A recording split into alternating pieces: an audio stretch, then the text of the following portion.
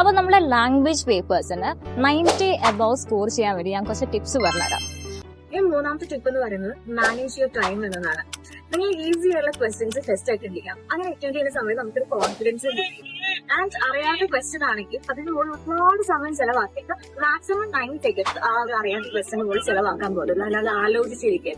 ഞാൻ exam complete ചെയ്യുന്ന സമയത്ത് ഒരു മാക്സിമം ഒരു 10 to 5 മിനിറ്റ്സിന് മുൻപ് തീർക്കാൻ ശ്രമിക്കാം. ആൻഡ് അവസാനത്തെ ഈ 10 to 5 മിനിറ്റ്സ് എന്ന് പറയുന്നത് നിങ്ങളുടെ റിവിഷന് വേണ്ടിയിട്ട് ഏതൊക്കെ ശരിയാണോ, സ്പെല്ലിംഗ് മിസ്റ്റേക്ക് ഉണ്ടോ, അറിയാതെ സ്പെല്ലിംഗ് മിസ്റ്റേക്ക് വന്നു പോയിട്ടുണ്ടോ എന്നൊക്കെ ചെക്ക് ചെയ്യാൻ വേണ്ടിയിട്ട് ഈ ഒരു 5-10 മിനിറ്റ് നിങ്ങൾക്ക് യൂസ് ചെയ്യാം. നാലാമത്തെ ടിപ്പ് എന്ന് പറയുന്നത് focus on grammar and spelling. നിങ്ങൾക്ക് അറിയാതെ പറ്റിപ്പോകുന്ന സ്പെല്ലിംഗ് മിസ്റ്റേക്സ്, അറിയാതെ പറ്റിപ്പോകുന്ന ഗ്രാമർ മിസ്റ്റേക്സ് ഇതൊക്കെ ശ്രദ്ധിക്കാം.